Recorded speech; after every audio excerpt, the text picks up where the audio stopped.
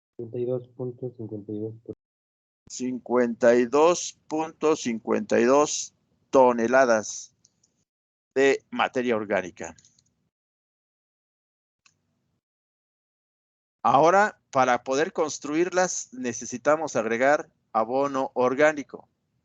Seleccionemos al abono orgánico para construir las 52 toneladas. Seleccionar el abono orgánico para construir. Nosotros no, lo encargamos a los hongos y actinomicetos. Las 52.2 toneladas de materia orgánica.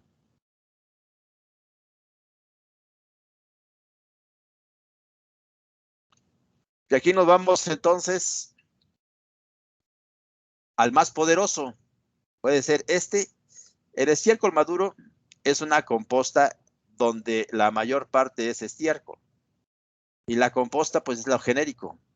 Son todos los residuos orgánicos que hay en la casa, que hay en los mercados, que hay en la ciudad, que resulta de las podas, que resulta de todo ello.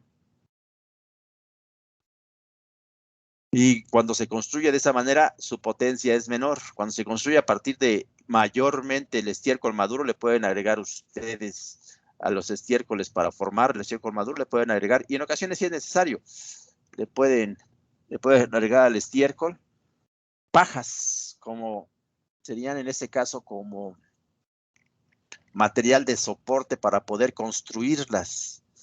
Porque hace un tiempo, allá en el año de 1900, déjenme ver, debe ser como en 1985, 90, estábamos haciendo compostas, entre el 85 y 90, ni me acuerdo, en Guanajuato, pero era a base de porqueraza.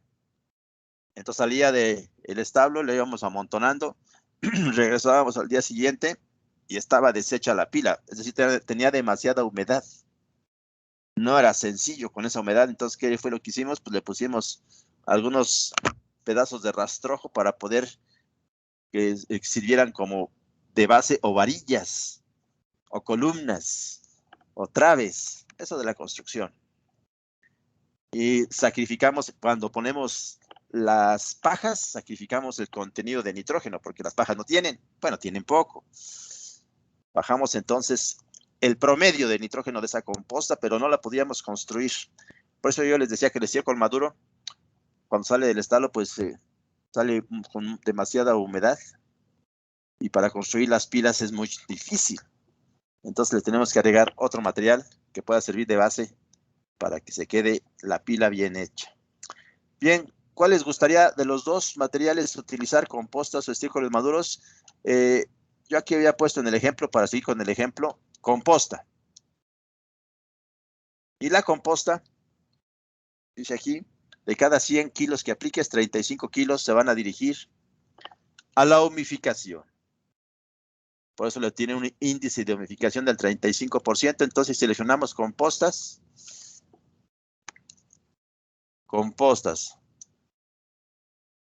Vamos al cálculo. Decíamos de cada 100 de compostas, no le hemos puesto unidades, ahorita las seleccionamos, se forman, este es de C, de compostas, se forman 35 de MO. Pónganle unidades. ¿Qué unidades les conviene ponerlo? Aquí nada más yo expresé 35%. Aquí están. Aquí está 35%. Pónganle unidades. ¿Qué unidades nos convienen en este caso? Toneladas. Ajá, pero aquí no era la, sí, no toneladas. Era en la otra, ¿no? En otro cuadro. Sí, profe. Ay. Entonces aquí sería compostas. Seleccionamos compostas que tienen el 35% de humificación. Entonces ahora sí ponemos 100. Ya me dijo, obviamente, que va a ser toneladas, porque vamos a calcular toneladas, por eso le ponemos toneladas. según lo que vayamos a calcular, serían las unidades. 100 toneladas de composta construirán 35 toneladas de MO. ¿Cuántas toneladas de composta? Construir 52, acá están, 52.52 toneladas de MO. Las toneladas tienen que ser en unidades minúsculas, en MO. ¿Cuánto sale? Díctemelo, por favor. 150 150 toneladas de composta. Y aquí es a donde comienza el problema que yo les decía. ¿Alguien trae una propuesta nueva? El martes me dijeron, en cuanto al costo de la tonelada de composta, me dijeron una de 2,500. Pues ni que estuviera hecha de qué. Otro me dijeron de 1,500, si me la compraría si tuviera un buen contenido de nitrógeno. ¿Alguien tiene otra propuesta?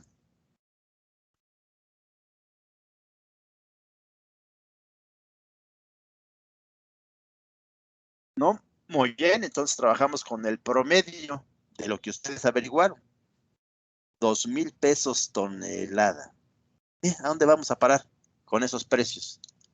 ¿Cuánto valdría si cuesta 2,000 pesos tonelada?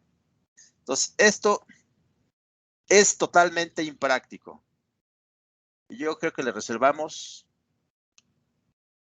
una nueva transparencia. 150 toneladas está fuera. Es impráctico. Impráctico. Punto número 1.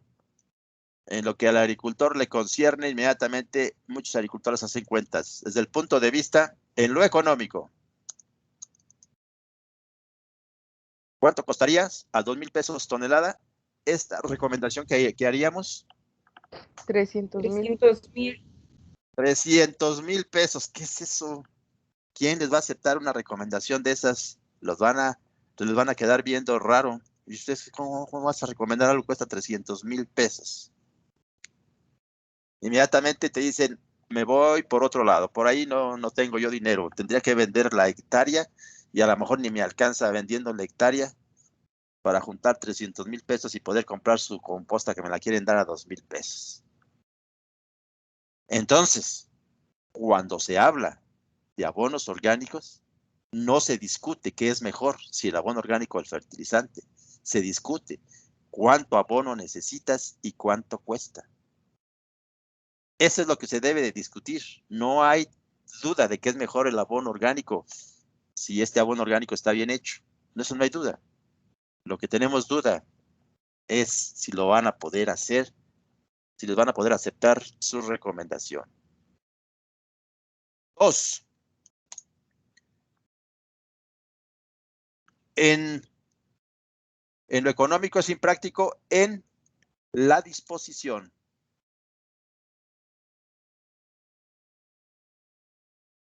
Me refiero, ¿dónde van a encontrar 150 toneladas de abono orgánico, una composta? ¿Dónde? En la disposición, en el transporte y en la incorporación al terreno. ¿Saben quién sí hace este tipo de acciones y quién sí tiene esa composta? Aquí tenemos unos ranchos ganaderos donde se ve que sí acumulan suficiente estiércol maduro y hacen sus montones en los terrenos. Cada montón es un camión de más o menos de unos que tiene una caja, un camión de volteo. Un camión de volteo, ¿cuántas toneladas de composta podría transportar? Pues, aquí estamos diciendo 150 toneladas, pero de una composta de base peso seco. Lo demás es agua. Vamos a suponer que tiene 20% de humedad. Eso se lo vamos ahorita a obviar. Simplemente vamos a decir cuánto transporta un camión de volteo de una composta cada vez. ¿Alguien tiene una idea?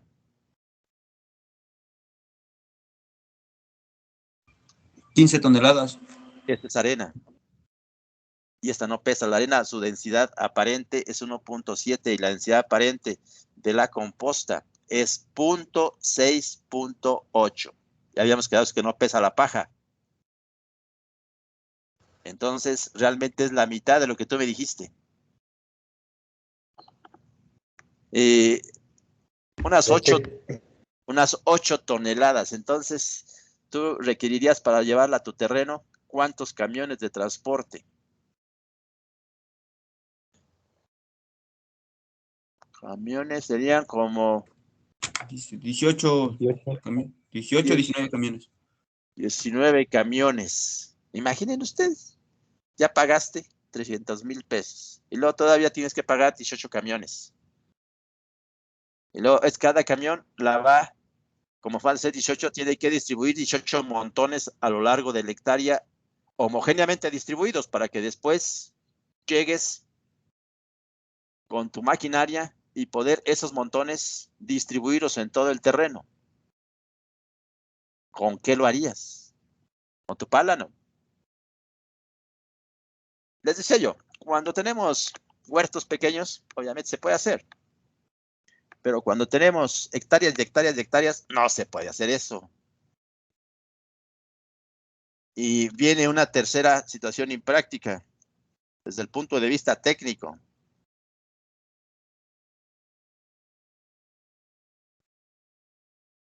En lo técnico habíamos puesto. ¿A qué me refiero con esto? Si por alguna razón la composta que les dieron está muy joven, no tiene el tiempo suficiente de maduración, cuando tú adicionas 150 toneladas en una hectárea, ya vamos a suponer que las pagaste, las conseguiste, las incorporaste, pero si la composta es muy joven, va a tener una conductividad eléctrica alta, de tal manera que ya lo incorporaste, esperaste el momento de preparación del terreno, luego continúa unas 2-3 semanas después la siembra. Si esa composta estaba mal hecha, no te va a germinar nada. No te va a germinar nada. Por la conductividad eléctrica, más si es estiércol, más fuerte, no te germinará nada.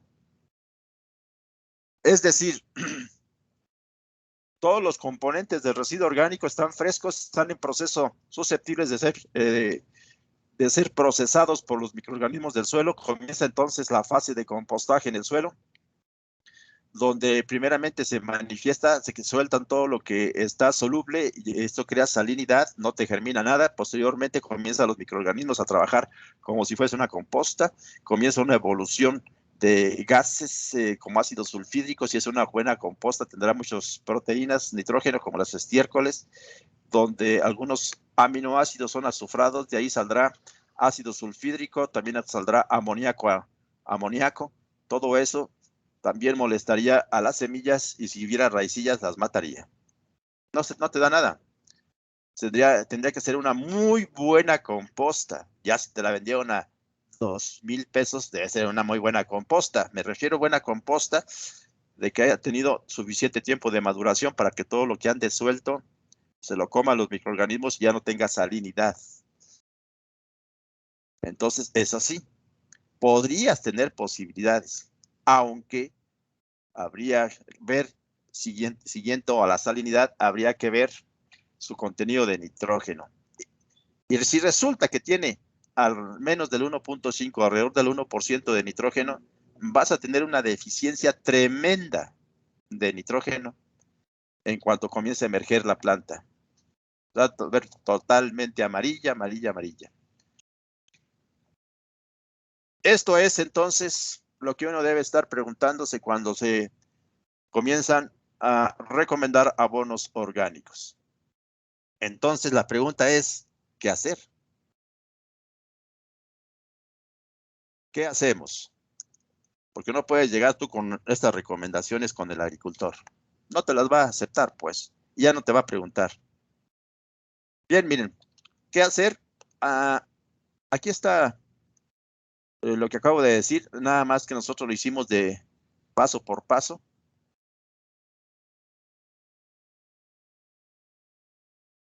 Ahí está. Hicimos paso por paso.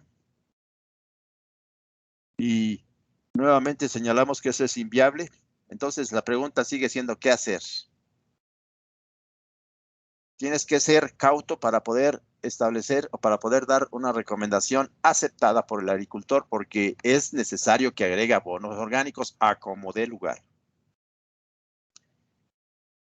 Una forma es decirle, pues, ¿cuántos puedes conseguir de abono orgánico este año? Pues puedo conseguir tanto, pues lo divides nada más eso entre los 150, si nada más puede conseguir 15 toneladas ese año, entonces divide 150, que son lo que tenemos que recomendar, entre 15 y te da un factor de que en 10 años podría estar resuelto su problema.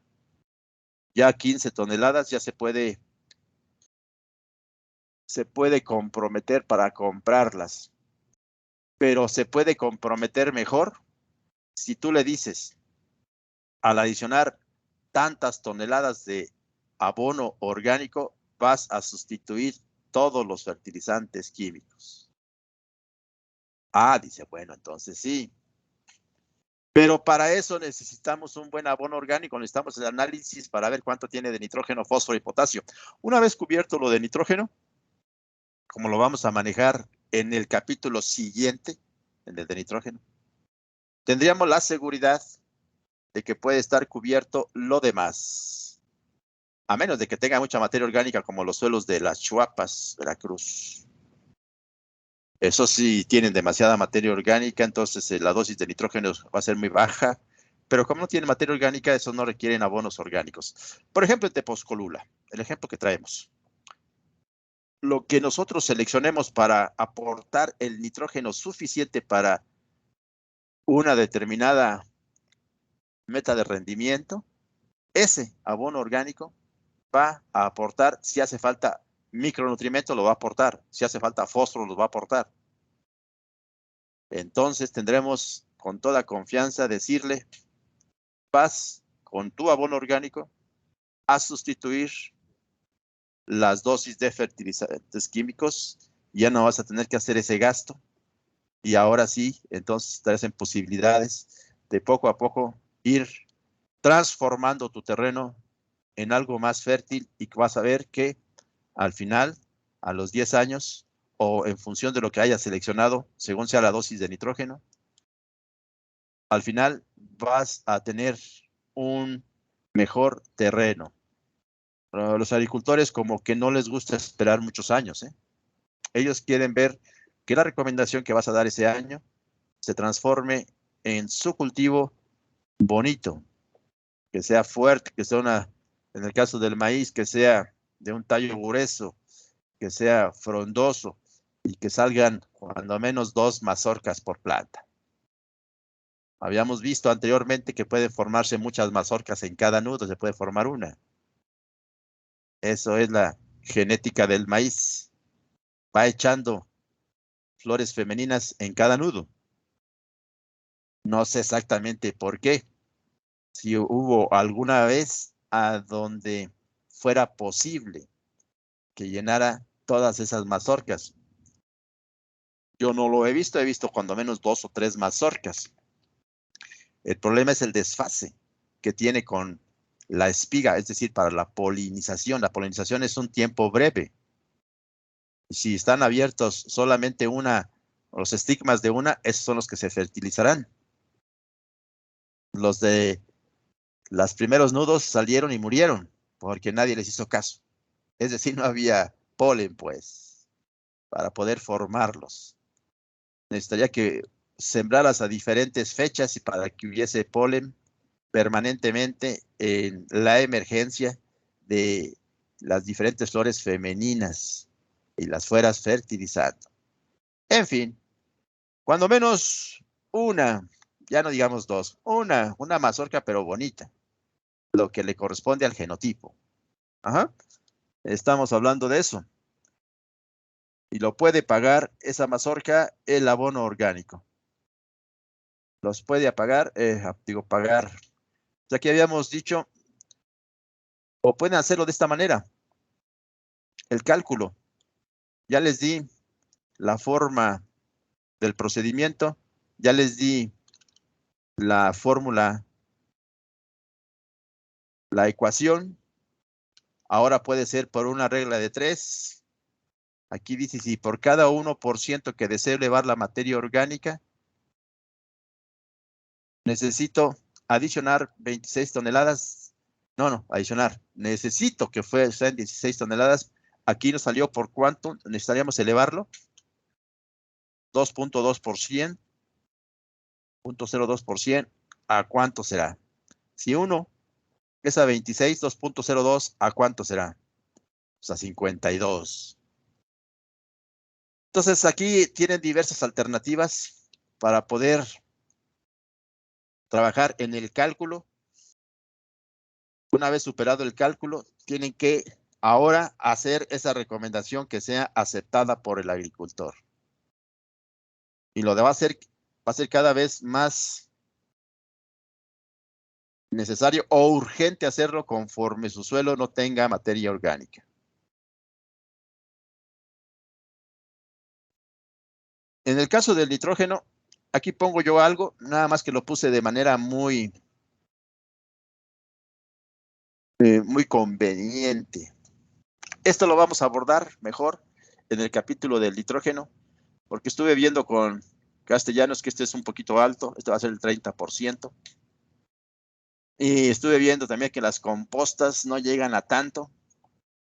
Y entonces vamos a poner al 1% de nitrógeno y al 30% de mineralización. Ya dejamos atrás la humificación. Aquí podríamos comenzar a hacer el cálculo de la alternativa 2. ¿Cuánto de abono orgánico para aportar el nitrógeno necesario? O siquiera complementarlo. Esto es para iniciar. Este cálculo lo tenía con 35%, ahora ya lo tengo al 30%. ¿Cuánto sería el 30%? Al 35 sería el 5.25.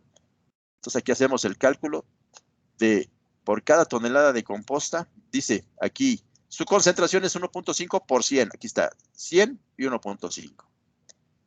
Lo pusimos en kilos por conveniencia.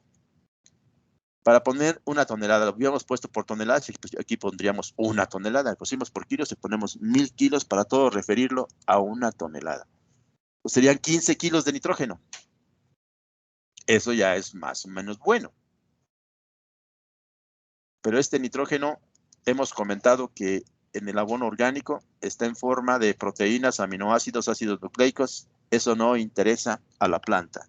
La planta quiere amonio. Bien. Entonces, de ese sale el 30%.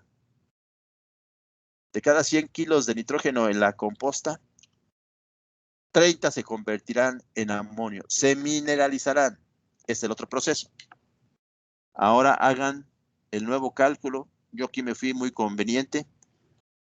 Ya no sería 5.25. ¿Cuánto es? 4.5. 4.5. Y ese es de una buena composta. Por cada tonelada generará 4.5 kilogramos de nitrógeno aprovechable. Y si la fórmula nos sale de 200, como que ya otra vez comenzamos a patinar. Bien, entonces ante esa situación de que no es tan fácil, lo que se ha hecho y hemos estado insistiendo es esto: la utilización de los residuos de cosecha. Eso sí, ahí están, sí los podemos tener, allí están. Yo entiendo que hay agricultores que requieren esa paja para dársela de comer a los animales. No van a aceptarse tampoco esto. Pero si no te aceptan esto y no te aceptan comprar abono orgánico, su suelo se va a ir deteriorando irremediablemente. Irremediablemente, ese es el destino.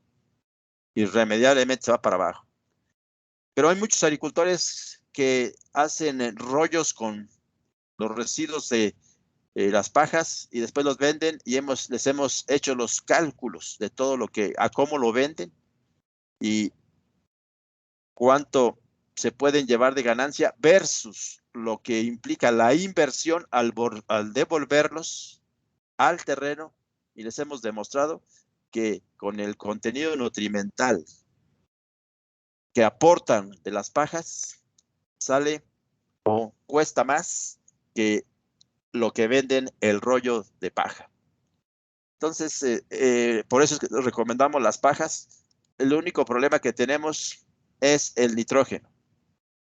Aquí tenemos los residuos de cosecha, ya tenemos acá desmenuzados, ya está incorporándose, pero debemos de tener presente en el capítulo del nitrógeno, porque vamos a seguir insistiendo en adicionar los residuos de cosecha, en mejorar la relación carbono-nitrógeno, en mejorar su contenido de nitrógeno de las pajas. De por sí, es lo que nos quejamos de las compostas. En ocasiones no están tan alejadas. Una composta tiene 1% y una paja tiene 0.6%. Entonces, en ocasiones no están tan alejados, mejor vámonos con las pajas. Las pajas van a realizar todo su proceso de compostaje en el terreno, pero no es así tan grave, no es así tan fuerte, porque no tienen tanto nitrógeno, no tienen tantas proteínas, aminoácidos. ¿Por qué creen ustedes que cuando las pajas se mojan, huelen bonito? En cambio, cuando un estiércol y un estiércol más rico en nitrógeno, cuando se moja, huele feo. ¿Por qué crees que se puede uno dormir encima de la paja y no se puede dormir uno encima del estiércol? Porque la paja es muy estable y una de sus características de ser estable es su contenido de nitrógeno, que casi no tiene, entonces no interesa mucho a los microorganismos, no pueden. Además, la paja tiene más lignina. Pero cuando ya lo queremos que sí quieran los microorganismos para que la incorporen y formen materia orgánica, agregarle nitrógeno a la paja. Y esto lo vamos a considerar en el cálculo de la fórmula de fertilización, suponiendo que vamos a agregar pajas. Esa recomendación siempre está presente. Siempre estará presente. Ya no tienes que ir a comprar el abono orgánico, ya no tienes que ir a transportar el abono orgánico, ya lo tienes aquí. De baja calidad, sí, pero para la materia orgánica es bueno. Es bueno. Por lo tanto, aquellos que queman los residuos de cosecha, pues están mal, obviamente. Yo sé que lo queman por muchas razones, pero están mal. Porque se pierde entonces la fuente de materia orgánica en el suelo. Entre quemarla e incorporarla, pues obviamente que es mejor incorporarla. Y es diferente la incorporación de la paja a dejarlo sobre la superficie. Esta es labranza de conservación. Para que este tipo de labranza regenere tu suelo a niveles de materia orgánica como la que estábamos planteando de 3.5%, va a tardar muchos años. Por eso es que habrá que incorporarla para hacerlo rápido. Pero si nos vamos por la labranza de conservación también está bien, nada más que hay que esperar más tiempo. Entonces es diferente agregar las pajas así, que sí funcionan porque protegen al suelo de la erosión, la protegen y conservan la humedad por más tiempo, a incorporarla al terreno. Son dos acciones diferentes. Bien, entonces si no tienen ni abonos orgánicos, si no quieren incorporar pajas, bueno, pues entonces, ¿qué van a hacer? Bueno, les recomiendo entonces, cuando menos, utilizar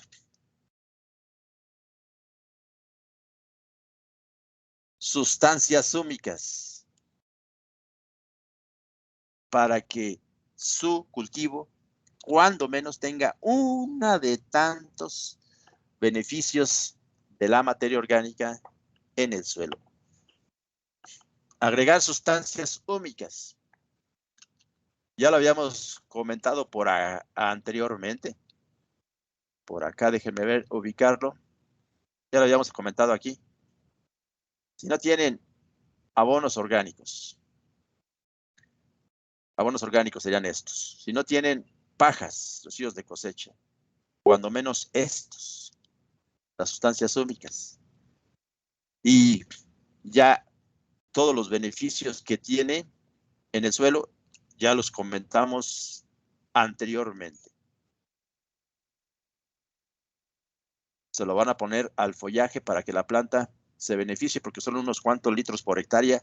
Y en la promoción que se hacen de muchas sustancias húmicas, se habla de que van a mejorar la estructura, de que van a mejorar el suelo. No lo van a mejorar. Con 5 o 10 litros por hectárea no sucede absolutamente nada en el suelo.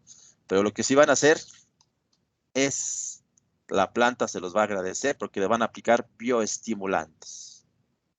Y nuevamente, si ni siquiera tienen para comprar esto para las plantas, cuando menos compren este para el humano.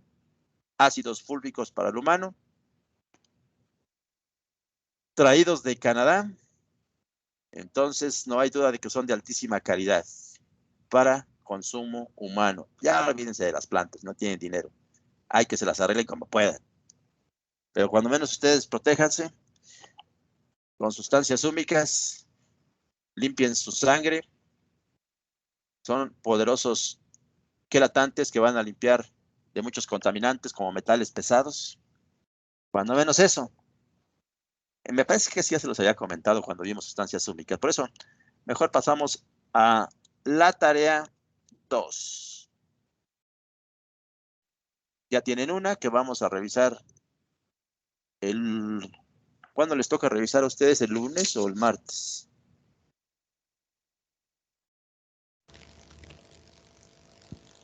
El lunes, profe. El lunes. Entonces se va a sumar esta otra. Si les llega el material, porque no les he enviado nada, ¿eh? Recuérdenme, porque si no se me olvida. Entonces van a hacer la discusión, la recomendación para los suelos que tenemos bajo estudio ahora de materia orgánica. La meta para hacer la tarea, la meta de materia orgánica deseable, yo les recomiendo que sean esta, 3.5%. Porque si nos vamos con los esquemas que hay en la literatura, si fuera 5, hubiera incrementado de forma significativa las 150 toneladas. La hicimos para 3.5. Si fuera 5, todavía le faltaba un 1.5%. ¿Cuánto creen que si hubiéramos hecho caso a esto que está en los libros, si hubiéramos hecho caso, en Tepozcolula, cuánto sería la recomendación del abono orgánico? Para llevarlo a 1.5, ¿cuánto nos faltaba todavía si la meta que pusimos fue 3.5%? Fue 3.5. Y salió la diferencia 2.02. Ahora vean de 3.5 a 5%, ¿cuánto le van a sumar aquí al incremento en materia orgánica?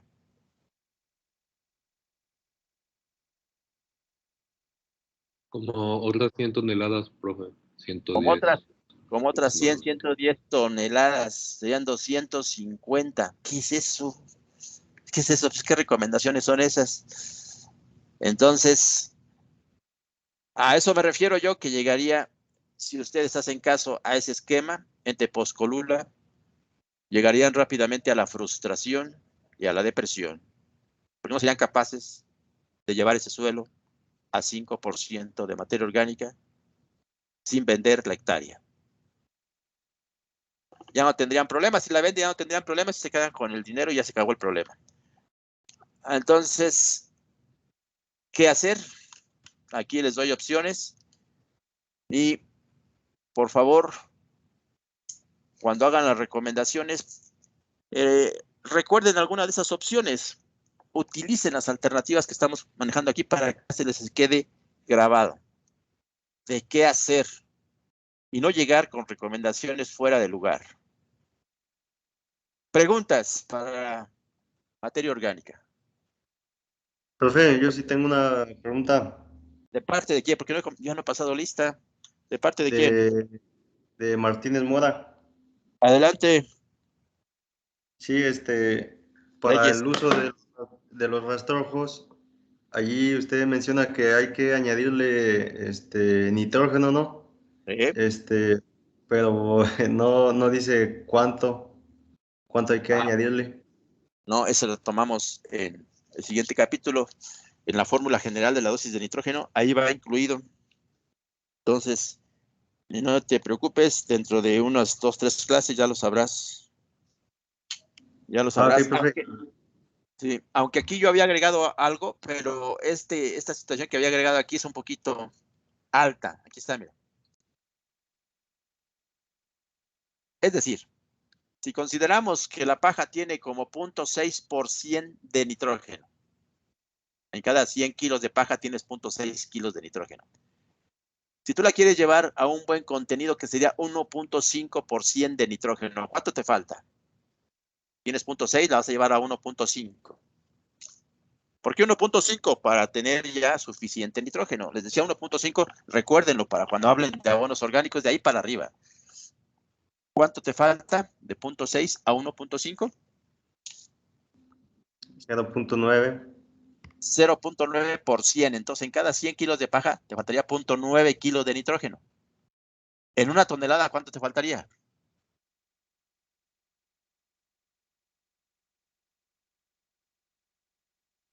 ¿9 kilos?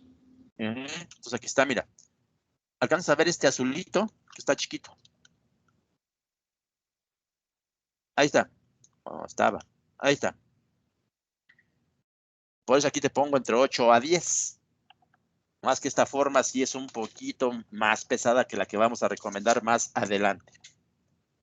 Por cada tonelada de paja tendrías que agregar 9 kilos de nitrógeno para olvidarte de ese problema y que posteriormente el cultivo se beneficie también de ese nitrógeno. Claro que lo va a hacer. Entonces aquí cuando hablamos de paja no hablamos de sustituir a los fertilizantes, no. Aquí hablamos de aumentar los fertilizantes para poder cubrir su transformación de esa paja por actividad microbiana. Ajá. Entonces realmente sí estaba. Mande usted. ¿De parte de quién? A ver. Pregunta, igual de Martínez Mora. Reyes, adelante. Para incorporar los residuos, ¿qué es mejor? ¿Con un paso de rastra o con el barbecho? Yo creo que requiere los dos. Aunque aquí en la foto que te mostré, como que es directamente barbecho, ¿no? Apenas está removiendo el terreno o ya está removido. La cuestión es que no patine, y para que no patinen los discos, porque patinan con tanto residuo fuerte que tiene lignina, por eso hay que desmenuzarlos primero y cuando los desmenuzas puedes comenzar desde el barbecho para que darle un y otro después con las rastras, el rastreo que quede bien incorporada al interior del suelo. Así se haría. Entonces tendrías que ingeniártelos para que sea posible, porque te vas a distinguir de esto. Es más, ni siquiera es paja de maíz. Esto como que parece, es en el trópico, parece como los tallos de las malezas, ¿no? Que pusieron aquí, porque es demasiado. ¿Mande? Parece de trigo. No, ¿será? Se me hace muy grueso. Bueno, en fin, pero esta es la labranza de conservación, obviamente que también funciona. También funciona, pero ahorita estamos hablando de recuperar la materia orgánica de un suelo para poder transformarlo rápidamente en un suelo fértil. No es fácil, yo les dije. Aquí, ¿qué es lo que tiene que hacer? Aquí también se puede llegar, pero tiene que esperar a que las lombrices de tierra se instalen primeramente, suban por un pedazo, lo metan en sus galerías, se lo coman allá, depositen sus residuos, suban por otro pedazo y así poco a poco se están acabando esto como se acaban las lombrices, una capa de 10, 15, 20 centímetros que agregamos en las lombricompostas para que vayan comiendo.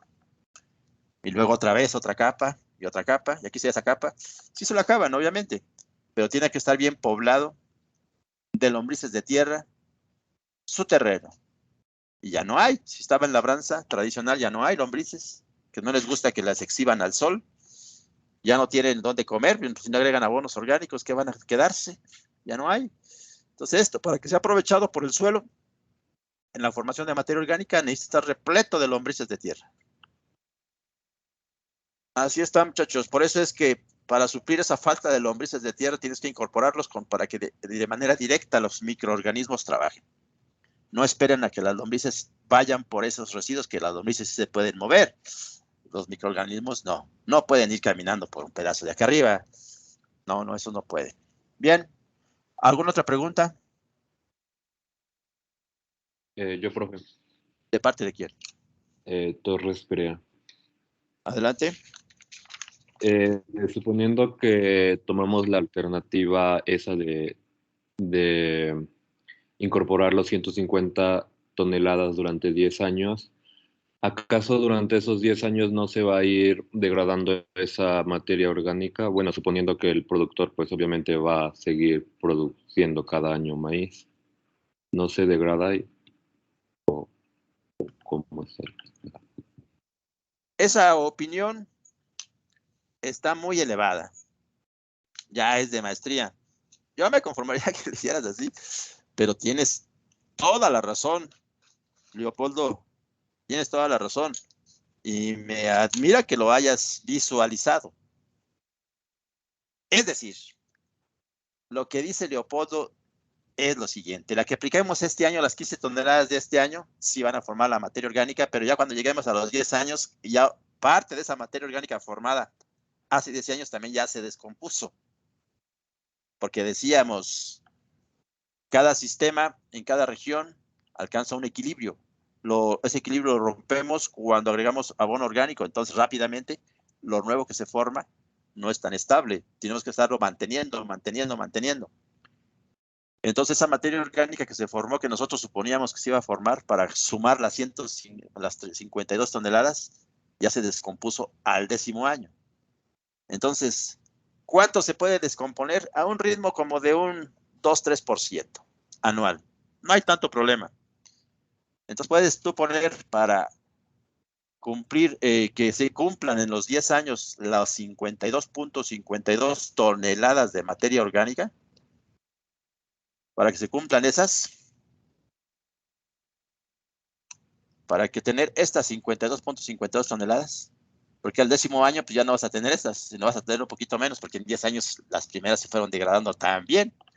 Pues agrégale todavía a esas 15 toneladas anuales, agrégales un 5%. No es mucho para cubrir eso. Nomás que no te quiero, te decía, ir aumentando. Pero tienes absoluta razón, Leopoldo. Sobre todo a los primeros años, para que al 10º año tenga las 52 toneladas, tienes que agregar en ese primer año un poquito más. Si quiere entre un 5 y 10% para que aguanten hasta el 10º año la cantidad que estaba comprometida durante este primer año, ¿no? Ese es el sentido, ¿no, Leopoldo? De lo que me decías. Sí, profe, a eso me refería. Exactamente, pues tienes razón y yo en este caso me sorprendí de que lo visualizaras. Pero tienes razón. Aunque yo me conformo que no lo hagas, tú nomás, tú agrega abonos orgánicos y lo que puedes hacer, no te pares al 10 años, sino siguen en el 11 año, entonces ya se vuelve a recuperar, ya al año 11, al año 12 y todo eso. Pero esos son detallitos, pero ya son de maestría, tú, Leopoldo. Bien, otra pregunta, aunque sea de maestría.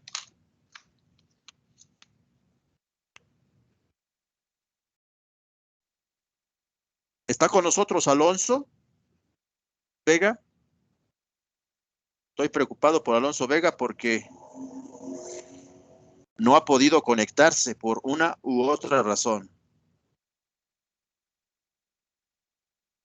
Alonso Vega, manifiéstate si estás ahí. A la una. Profe, ¿sí es del grupo? Ay, chihuahua. No, espérame, no estaría con otros. Entonces, por la pregunta que me haces, ya no está con ustedes. Sí, es el número 41 de la lista que me han proporcionado Alonso Vega Saqueros. Una vez Saqueros, no me acuerdo que me habló. Ah, no, pero Saqueros tenemos otro en el 42, Saqueros Adán. Con razón yo me acordaba de ese apellido de Saqueros, pero fue Saúl Daniel. Entonces Alonso de plano no está ni en el grupo. No, profe, yo no lo conozco y no me avisaron nada de un nuevo compañero. No, los compañeros también me avisan a mí y no están tan rápidamente en la lista. Ahorita no es así tan rápido. Me lo dan por fuera de la lista. Por ejemplo, a Uriel Castañeda Pérez.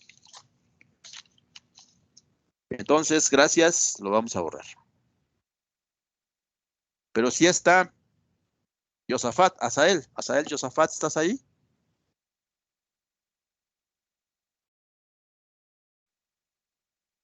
Él sí está. Sí, profe. Muy bien, Asael. ¿Alguna pregunta, Asael?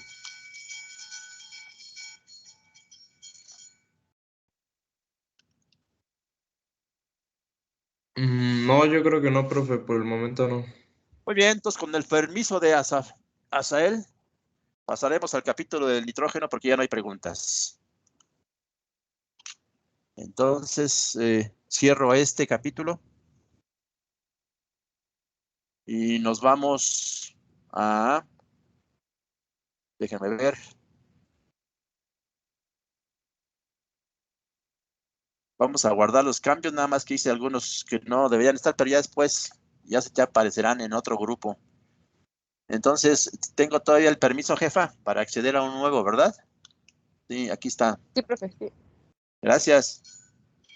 Entonces, aquí va el nuevo capítulo. Ahora entramos al nitrógeno. Al nitrógeno. Bien. Es el nutrimento más importante en la agricultura. Y en ocasiones cuando hago la pregunta, me responden con otro argumento y no el más sencillo. Por ejemplo, ¿por qué crees que es el nutrimento más importante en la agricultura? Le vamos a solicitar la respuesta a Brenda Martínez. Brenda, ¿estás ahí? Sí, porque es un nutrimento esencial. Entonces tendríamos 17. Son 18 nutrimentos esenciales y 18 son importantes. No, este es más importante que los otros 17. ¿Por qué? En la agricultura. Entonces, gracias, Brenda. ¿O quieres sumar algo más? Si no, le solicitaríamos la participación entusiasta de Miguel Levitt. Sí, profe. ¿Por qué crees, Miguel Levitt, que sean más importantes en la agricultura? Pues bueno, porque con él tienen que ver muchos procesos importantes que lleva a cabo la planta, ¿no? Esa es una forma de responder en cuanto a su contribución al metabolismo y fisiología de la planta, dices tú, ¿verdad? Ajá. Y como estamos en la materia de nutrición, pues se antoja decir eso. Pues sí. Y en cambio, ¿qué dice Diana? Diana, hace mucho que no le pregunto a usted, me disculpa, pero no sé la razón por la cual sucedió eso. Ya la tendré más en cuenta. Diana Flores. Sí, profe, aquí estoy. ¿Por qué crees tú, Diana, que sea la más importante?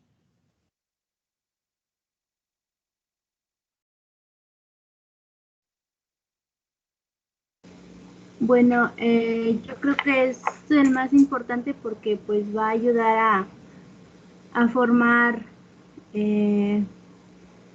no sé cómo decirle, profe, Proteínas, pues dígame proteínas o va a jugar a formar aminoácidos, proteínas, ácidos nucleicos. La clorofila también tiene nitrógeno. Entonces dicen, pues entonces la más importante por eso. ¿O qué no quería decir usted eso, Diana? Usted me dijo que le ayudara. Sí, Yo le profe, ayudo. eso. Bueno.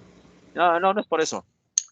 No, simplemente es el más importante porque no hay en el suelo, es todo. Después les decía que se van con lo más difícil, porque no hay en el suelo, de tal manera que al adicionarlo a los cultivos, pues responden. Entonces, por eso es que todo el mundo lo quiere utilizar. No es por sus funciones, porque las funciones de cada uno de los 18 nutrimentos esenciales, como su nombre lo indique, son esenciales. Todas son igualmente importantes, porque si falta una de esos 18, pues el nitrógeno tiene, aun cuando tiene muchísimas funciones muy sobresalientes, no tendrá la mayor trascendencia. Si falta un micro, no tendrá la mayor trascendencia. Entonces las funciones de ese micro también son importantes. Por eso son 18. Entonces no es en el metabolismo donde está su influencia en el metabolismo, su participación, donde está la respuesta. No, la respuesta está aquí. Entonces las dejé para que la leyeran. Y esa es la respuesta. Es porque no hay en el suelo. Eso es así, no hay suficiente en el suelo. De algo tenía que fallar el suelo. Y falló primeramente el nitrógeno. Y la razón es que el almacén único es la materia orgánica. De tal manera que, como por ejemplo en Tepozcolula, que estamos calificándolo como pobre, nos arrastra de manera irremediable a que automáticamente sea pobre en nitrógeno. Así de sencillo. Ese es en automático. Entonces, ciertamente el laboratorio nos va a dar, como vamos a ver en este capítulo, el dato de nitrógeno inorgánico aparte de materia orgánica. Pero ese nitrógeno inorgánico no tiene la mayor trascendencia. Bueno, sí tiene trascendencia, obviamente, pero no tiene la importancia como para poder ser la base de el abastecimiento de un cultivo, sobre todo si ese cultivo ya tiene un rendimiento respetable. ¿Alguien quiere intervenir? Yo oí un micrófono. Igual ahorita en lo que se da la hora, le aviso si sí o si no. A ver, ¿de qué? Dice, yo creo que... No entendí. ¿Qué me va a avisar de si sí o si no? ¿O no era para mí el recado? No, ¿verdad? Estaba en una llamada, al parecer. Estaba en otra llamada. Bueno, muy bien. Entonces, ese es el problema. Vamos a tener que hacer uso de la materia orgánica en este capítulo, más uso del nitrógeno inorgánico, y normalmente los dos son deficientes, a menos de que los terrenos vengan de las regiones tropicales donde el suelo era anteriormente selva, bosque, sí tendrán materia orgánica, pero si vienen de las regiones áridas y semiáridas donde está la mayor parte de la agricultura fuerte, no tienen materia orgánica. En Guanajuato no hay materia orgánica. En el noroeste no hay materia orgánica. ¿De dónde? Si eran regiones semiáridas. Por eso es que la materia orgánica se convierte en algo fundamental. Y ya ven ustedes que recuperarla, cuánto cuesta, mejor se van por el lado más práctico, por otras vías para su nitrógeno, aunque dejen de tener las bondades de la materia orgánica del suelo. Bien, el nitrógeno, las formas en que la planta lo absorbe es fundamentalmente nitratos. Es esta primerita. Solamente. Profe. Adelante, ¿de parte de quién? De Luis Ernesto Beltrán. Adelante, Beltrán. No es mejor, bueno, no hay una manera de aplicar micorrizas al suelo, profe. No, pues sí, obviamente que sí hay, o si no, no las recomendaría. Si fuera algo sumamente difícil, ¿no? Es inoculando a la semilla. Es todo. Mande. ¿Y por qué no, por qué no es mejor hacer un tratamiento con micorrizas que agregar materia orgánica? Porque las micorrizas establecerán en un ambiente donde sea suelo rico en materia orgánica, se establecerán mucho mejor. Sobre todo en la fase previa a la entrada dentro de la raíz. Sobre todo si estás trabajando con una ectomicorriza que está fuera de la raíz, pero los cultivos anuales trabajarán con endomicorriza. No lo sustituye. No sustituye la micorriza a la materia orgánica. Profe, Sí sería mejor que tuvieras materia orgánica, digo, que tuvieras micorrizas, pero una de las funciones que estábamos ahorita platicando de la materia orgánica es nitrógeno, y las micorrizas no tienen que ver con el nitrógeno. En todo caso, me hubieses preguntado, bueno, adelante, pregúntame, ya con eso vas en eso. ¿Pero que no las micorrizas ayudan a la fijación de nitrógeno, profe? Entonces ahí estaba la confusión, por eso no encontraba la relación. No tiene nada que ver con la fijación biológica. Las micorrizas son hongos que están en la raíz para otras funciones que ya platicaremos. No, tú estás hablando de Rhizobium, Azospirillum, Azotobacter, algunas cianobacterias. No, son otros grupos. Entonces ahí sí me hubieras preguntado, ¿y por qué no aplica mejor fijadores de nitrógeno? No, pues sí los vamos a recomendar. De hecho, ya cada uno de los capítulos, como el nitrógeno, está estructurado así para que tú selecciones qué quieres, con qué te defiendes de la deficiencia de nitrógeno. Entonces llegaremos a eso que tú me estás preguntando, pero cuando menos sirvió para aclarar, tú, Ponce de León, Luis Ernesto, ¿verdad? Sí, profe. Entonces sirvió para aclarar eso, tenías esa confusión, ¿no? Las micorrizas sirven para abastecer, para mejorar el abastecimiento, pero de aquellos nutrimentos que se encuentran en el suelo. No tienes ninguna posibilidad de traerlos de afuera como los fijadores de nitrógeno que te he mencionado. ¿Está bien? Bien, entonces les decía yo, nitratos es lo que prefieren las plantas por una sencilla razón.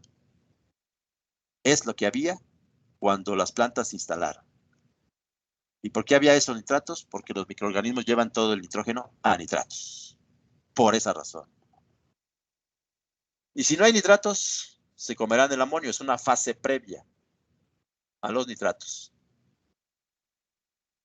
Una fase previa que ya la mencionamos en los suelos ácidos cuando dijimos los fertilizantes que llevan amonio tienen que nitrificarse por acción de nitrosomonas y nitrobacter a nitratos. Entonces, si no hay nitratos y estamos recién aplicados sulfato de amonio o urea, lo que habrá va a ser amonio, recién. Entonces se comerá, pero con ciertas reticencias. Posteriormente, la planta está segura que los microorganismos le ayudarán más tardecita para que el restante amonio se lo dejen en nitratos. ¿Y los fijadores de nitrógeno? Solamente las leguminosas podrán comerse directamente el nitrógeno atmosférico. Aquí están, miren ustedes. Es una leguminosa arbórea. Aquí están como su frijol, como su garbanzo, como su lenteja, como su habra.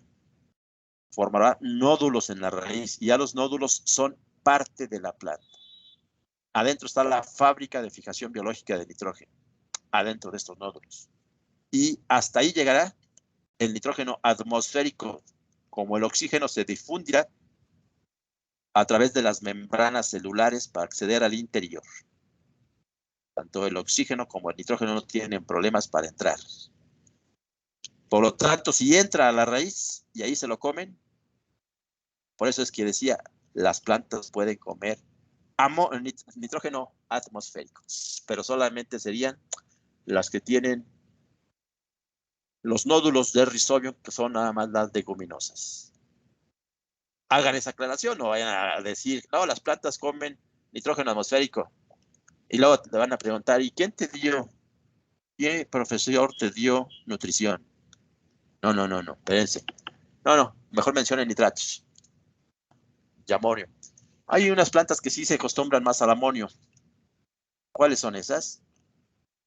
Las que también sus antecesores se desarrollaron en condiciones del suelo donde los microorganismos que transforman el amonio a nitratos estaban muy disminuidos. ¿Cuáles son esas condiciones? Son dos. Los suelos muy ácidos. Algunas plantas como las berries, como los arándanos, prefieren amonio porque ellas tienen ese antecedente de que crecieron en suelos ácidos donde el aluminio molestaba a nitrosomonas y nitrobacter y no había que transformar el amonio a nitratos. Dijeron, pues comemos amonio. El arroz, bajo inundación, ya no va a haber nitrosomonas y nitrobacter, estos son aeróbicos. Bajo inundación generan los anaeróbicos y no hay alguno que transforme el amonio a nitrato. Entonces queda el amonio como amonio. Y se acostumbraron al amonio y el arroz. El resto, nitratos. Entonces solamente los que tengan alguna disculpa como antecedente para comerse el amonio lo harán. Bien, el nitrógeno lo vamos a seguir utilizando. Acá está, miren, la transformación del amonio a nitratos. Esto es en un suelo agrícola normal, que no sea extremadamente ácido, pues, que no esté inundado. Estará transformándose cotidianamente el amonio a nitrato. Ese es el destino de todo el nitrógeno que adicionemos a un suelo, ya sea composta, estiércol, pioles, lo que sea. Todo llegará a nitratos. Finalmente, entonces, la nutrición va a ser, independientemente de lo que le agregas, inorgánica. Esa es la nutrición. Ya lo habíamos dicho anteriormente. Independientemente si va de compostas, bioles o lo que fuese, o fertilizantes, todo va a ser la nutrición inorgánica. Aquí están estos dos. Bien. Por esa razón es que de ser el más importante en la agricultura, el uso va a seguir ascendiendo. Conforme tengamos la necesidad de producir más alimentos, necesariamente tenemos que hacer uso de nitrógeno. Y el mayor fuente que aquí se menciona es de fertilizantes nitrogenados, sobre todo en cereales. Me refiero, por ejemplo, nutrir al maíz en México, es decir, adicionar nitrógeno a 7.5 millones de hectáreas. ¿Con qué lo van a hacer? Si, por ejemplo, en el Bajío acaban de pasar 2 meses cruciales, que sería abril y mayo, o mayo y junio, previos a la siembra que viene de primavera-verano, donde vienen cultivos con rendimientos fuertes como el maíz. Todos los agricultores van a ir a la tienda por nitrógeno. En 3-4 semanas necesitas tener surtido las toneladas que te van a requerir los agricultores. Y la única forma de hacerlo, de que los distribuidores hagan llegar los productores hagan llegar su nitrógeno al Bajío, en tren, camión, tráiler, y que las tiendas tengan bodegas suficientes para poder almacenarlo, y que estén llegando ya los agricultores de manera fuerte a llevarse sus 3, 4, 5, 6, 7, 8, 9 toneladas de urea, sulfato de amonio. La única manera es precisamente con urea y fosfato de amonio. Esa es la razón práctica, porque si esperamos a que lo hagan con abonos orgánicos, van a decir, bueno, ¿y dónde los voy a conseguir? Bueno, en fin. Entonces vamos a tener que seguir utilizando fertilizantes nitrogenados, no sin antes darle las alternativas de biofertilizantes, como lo vamos a hacer en este capítulo, y de abonos orgánicos. Bien.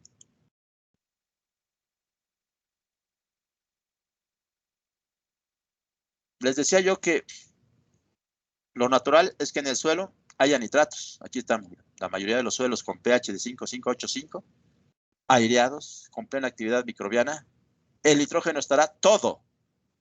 No todo. Llegará a nitratos. Todo el nitrógeno que adicionemos.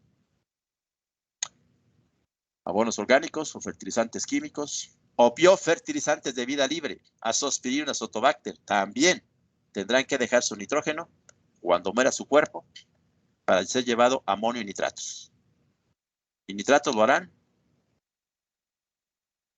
Es más, aquí están más las flechas. Déjenme ver. No se puede separar esta flecha. ¿O está junto con la otra? Bueno, en fin. No, a este nitrato se refiere a este y el amonio se refiere a este. Por eso están mal las flechas. Hasta ahorita me estoy dando cuenta. Ya lo había presentado esto. en otro foro. Entonces, tanto, a esto me refiero a nitratos. Y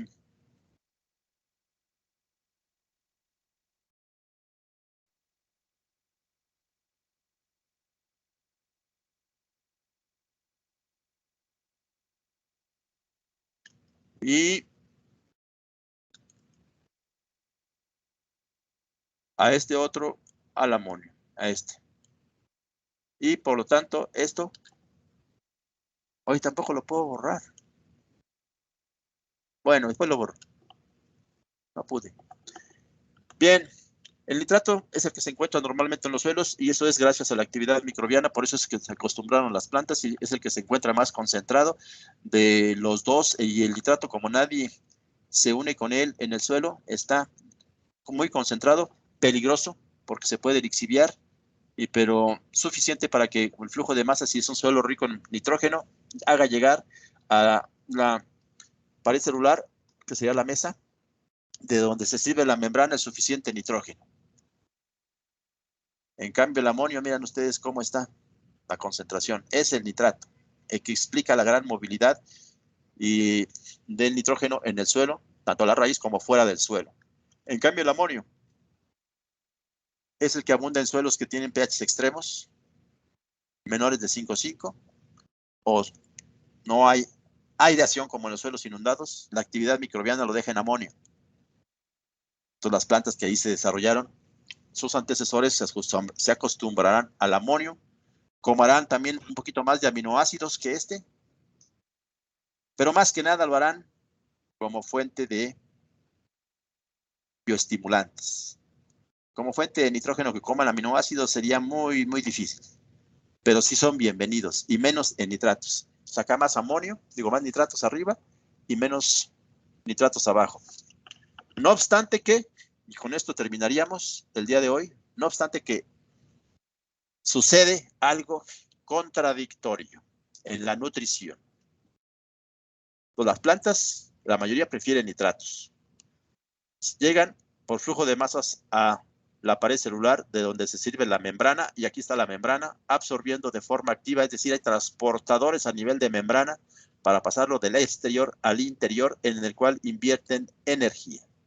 Oxígeno para invertir energía, y aquí está la contradicción. Normalmente alguien me decía de ustedes o del otro grupo, otros grupos, de que los nitratos se asimilan en las hojas. Aquí está. De los 70 al 80% se asimila en las hojas. Es decir, pasa de nitratos a nitritos, y luego de nitritos a amonio, y de amonio a amina, y de aquí al primer aminoácido, el glutamato, el ácido glutámico. Y aquí está la contradicción. En este proceso se requiere demasiada energía, porque el nitrógeno estaba muy estabilizado, ya oxidado, pues. Lo tiene que reducir. Aquí va reduciéndolo, y aquí ya lo redujo. Cuando tiene hidrógenos es reducción. Cuando tiene oxígenos es oxidación. Nosotros somos entes reducidas, por eso nos podemos quemar. Entonces, en esta reducción, para ser incorporado a los aminoácidos, tiene que invertir muchísima energía. Muchísima energía, y normalmente es aquí donde tiene más sentido el molibdeno.